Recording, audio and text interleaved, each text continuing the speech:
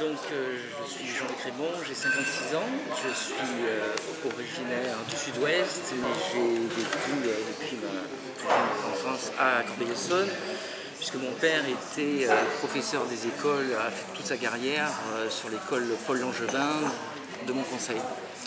Donc j'ai vécu un petit peu sur Montconseil, et ensuite j'ai passé toute ma jeunesse dans le quartier d'Essonnes. J'ai fait mes études au lycée de Corbeil. Voilà. Concernant donc un petit peu le chemin politique, j'ai été président des radicaux de gauche. C'est avec l'étiquette du PRG que je me suis présenté à ma première élection pour les cantonales de 1998, où j'ai fait, c'était l'époque de la gauche plurielle, je suis arrivé second derrière Bruno Piriou, c'était en fait sa première élection. Ensuite, en 2008, Serge Dassault, dans le cadre de l'ouverture voulue par Nicolas Sarkozy, Serge Dassault a fait appel à moi pour être sur sa liste pour les municipales. J'ai donc été 4e maire adjoint chargé du développement durable et des travaux, en occupant également un poste de vice-président à la communauté d'agglomération Seine-Essonne. Mon travail avec Serge Dassault a été de courte durée, puisqu'on a eu un petit problème qui m'a amené à faire voter contre lui en conseil municipal. J'ai été débarqué de toutes mes délégations à la suite de ce conseil municipal. Est-ce que vous n'aviez pas voté? J'avais refusé de voter l'augmentation de salaire d'un directeur général des services.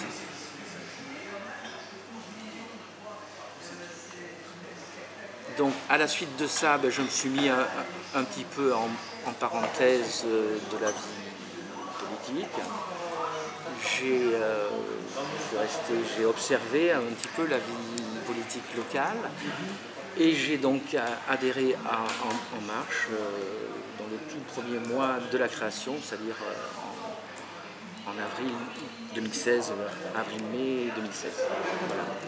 Donc j'ai fait campagne avec tous les amis, tous les militants d'En Marche pour Emmanuel Macron pour les élections présidentielles. J'ai candidaté à l'investiture officielle d'En Marche dès le mois de janvier. Comme de nombreux autres. Vous savez combien il y a eu de candidats finalement? Candidats sur la circo, bon, je pense qu'on devait être une dizaine. Ouais. Donc à la suite de ça, En Marche m'a appelé, j'ai eu plusieurs entretiens. Je pensais être, j'allais dire, dans le tiercé final pour être investi, et j'ai découvert comme vous que En Marche n'investissait personne, ni Manuel Valls qui avait sollicité comme moi l'investiture, ni un vrai militant d'En Marche qui était sur le terrain depuis plusieurs mois. Donc bien évidemment, si un militant d'En Marche ou une militante d'En Marche avait été investi officiellement, je me serais mis à ses côtés, je ne me serais pas présenté. J'ai pris la décision de me présenter en candidat non investi contre Manuel Valls, principalement parce que je trouvais anormal que la sensibilité des électeurs qui par milliers avaient voté sur notre circonscription pour Emmanuel Macron ne puisse pas être représenté par un vrai candidat En Marche qui partageait, qui portait les valeurs du président de la République. Donc je ne pouvais pas laisser orphelins tous les électeurs en bord du chemin sans avoir d'autre possibilité que de voter pour Manuel Valls. Donc j'ai déclaré ma candidature avec le soutien, j'allais dire, de la quasi-totalité des militants En Marche de la circonscription. Ça a donné qu'une grande partie des militants me soutiennent. Je dis bien une grande partie, je ne dis pas la totalité, que ce soit bien clair. Combien il y a de militants à peu près sur la première? Sur la première, je crois qu'on passe les 500. Ouais.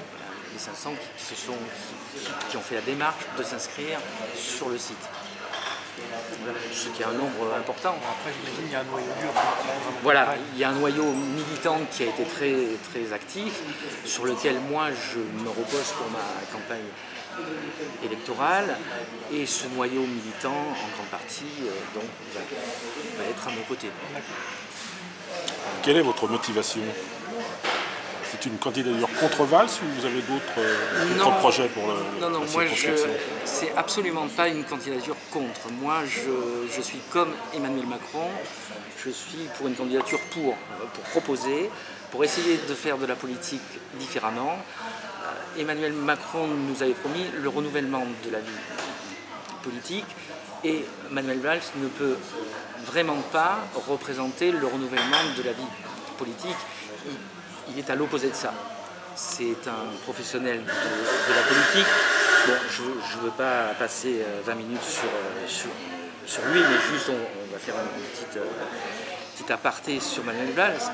C'est véritablement un professionnel de la politique, c'est même plus qu'un professionnel, c'est un apparatchik, c'est quelqu'un qui n'a jamais travaillé en dehors de la politique. C'est son 3e mandat. Donc c'est que des choses dans le cadre de la moralisation de la vie politique promises et qui vont être mises en place très vite par François Bayrou, c'est que des choses que dénonce Emmanuel Macron. Donc justement, du coup, vous avez été déçu par cette décision alors on ne soutient pas, mais on met personne en face. Alors déçu, oui, bien évidemment. J'aurais préféré être investi, moi, ou qu'un ami d'En Marche soit investi, et j'aurais fait campagne à ses côtés. Après, c'est vrai que Manuel Valls, c'est l'ancien Premier ministre. Il a été, je pense, assez humilié parce qu'on l'a fait attendre longtemps. On lui a fait faire la même procédure, ce qui est logique, la même procédure par laquelle on est tous passés, CV, lettre de motivation, etc. Alors après, le choix, je comprends, le choix d'En Marche et d'Emmanuel Macron était très compliqué. Je pense qu'il y a quand même un signal fort, c'est s'ils avaient voulu aider Manuel Valls, ils lui auraient donné l'investiture.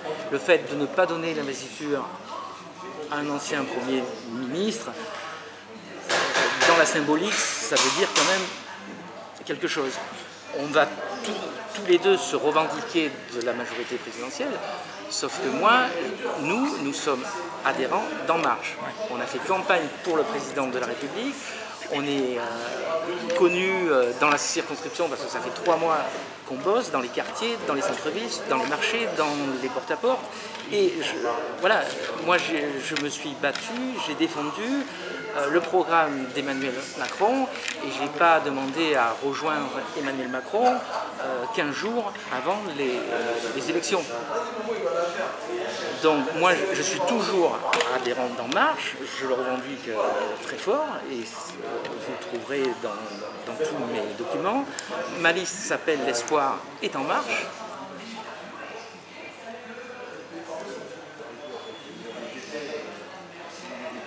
Et quelle est la priorité pour la circonscription?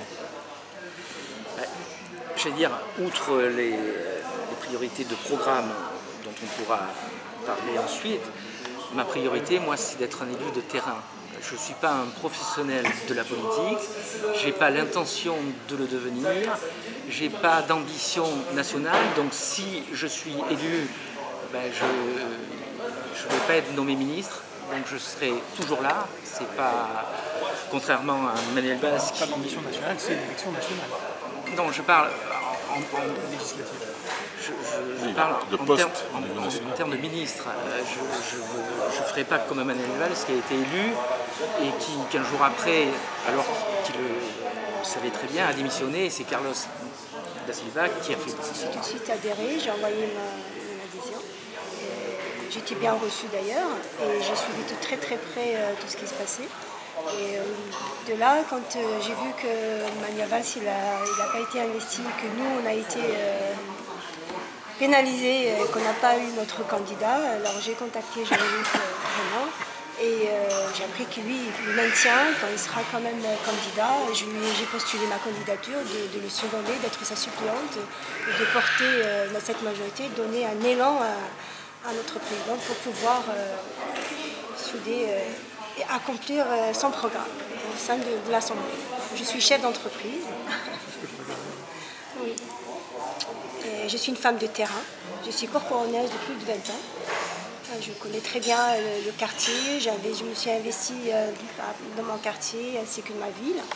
Et carrément aussi à Ivry, les environs, à Nice. C'est vraiment la circo qui m'intéresse. Et par mes actions associatives également. Et j'ai remarqué que nos citoyens, ils veulent du changement, du renouveau. Et responsable associatif dans quel domaine? Les mamans de la République.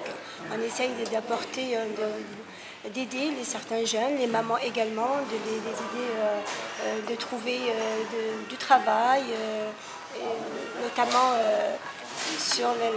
on leur apprend à écrire et à lire. Il y a certaines mamans qui ont des difficultés à remplir des documents, à suivre leurs enfants, les petits au CP, au CA. Et tout ça est quand même dans le programme de Macron. C'est pour cela que nous, on maintient et on veut vraiment apporter les doléances de nos citoyens, de nos circos, de l'Assemblée.